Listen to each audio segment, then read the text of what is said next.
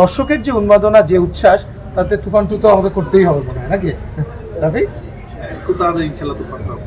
একজন প্রযোজক আসলে সুন্দর করে একটা স্ট্যাটাস দিয়েছেন এবং ইঙ্গিত আমি চাই না নেগেটিভ যাক, আপনি বলছিলেন ঈদের সময়, বাট তিনি বলছিলেন যে 10 নম্বর মহাবিপদ সংকেত শুনলাম কিন্তু এ তো দেখি নিম্নচাপ। আসলে এই যে পেছন থেকে কথা না বলে আসলে মানুষকে আসলে উৎসাহ দেওয়াটা চান কিনা আপনারা? না, আমার কথা যে আমি আপনাদের শুধু একটা কথা বলবো, যারা উস্কানিমূলক কথা বলবে, এটা আমার পক্ষ থেকে প্রশ্ন, তাদেরকে জিজ্ঞেস করবেন তারা কোন সিনেমাটা তার হিট হয়েছে, সে কোন সিনেমাটা বানাইছে।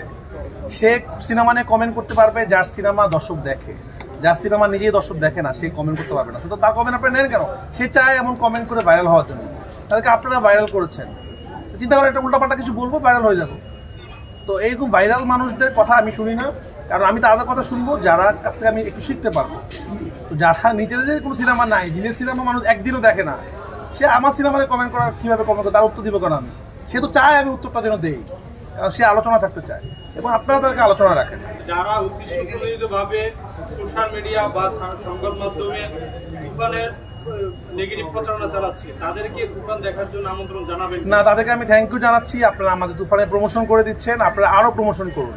আপনারা যত বেশি কথা বলবেন তুফান তত বেশি মানুষ দেখছে।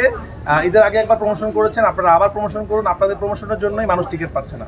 ঈদের দিন বিকাল থেকে শো শুরু হয়েছে এবং সেই শোগুলা প্রত্যেকটা হাউসফুল গেছে। আপনারা জানেন, ইনফ্যাক্ট আজকে যে সিনেপ্লেক্সে বসে আছি আমরা, সিনেপ্লেক্সের 7টা শাখায় 12টা শো ছিল, সেটা পরে দর্শকের চাপে হাউসফুল হতে হতে 22টা শো গেছে গতকালকে। আজকে 47টা শো, এটা রেকর্ড বলা যায়, কারণ এর আগে যতগুলো সিনেমা সিনেপ্লেক্সে চলেছে কখনো কোনো সিনেমা 47টা শো একদিনে চলেছে এই ঘটনা ঘটেনি, কারণ তো এটা রেকর্ডই, তাই না? রাফি যে ছবিটা বানিয়েছে, এই ছবি সত্যিকার অর্থেই আপনারা যারা দেখবেন, দর্শকরা যারা দেখছে তাদের রিয়াকশন আপনারা পাচ্ছেন।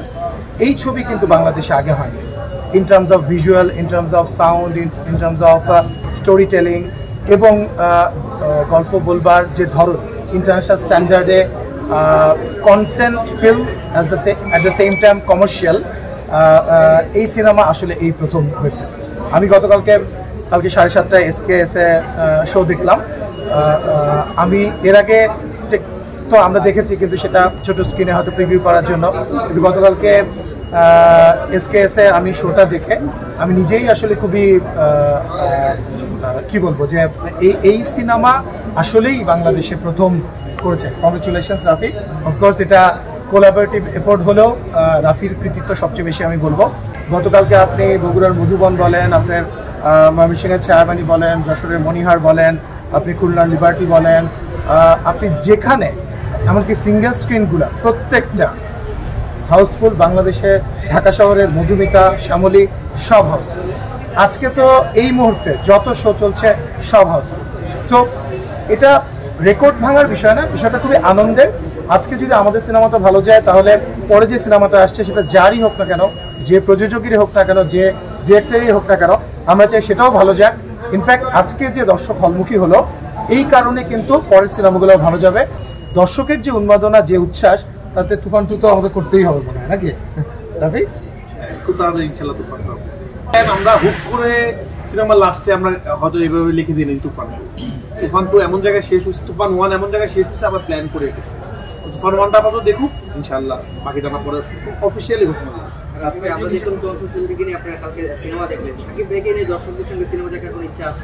দর্শকের সাথে সাকিব ভাইকে নিয়ে সিনেমা দেখা তো সম্ভব না, তাহলে মানুষ সিনেমা দেখবে না, সাকিব ভাইকে দেখবে না। কিন্তু অবশ্যই নিয়ে সিনেমা দেখার প্ল্যান আছে। সাকিব ভাই তো সিনেমাটা দেখবে, আপনাদেরকে সব আপনাদেরকে একদিন পুরো আমরা ইনশাআল্লাহ অফকোর্স।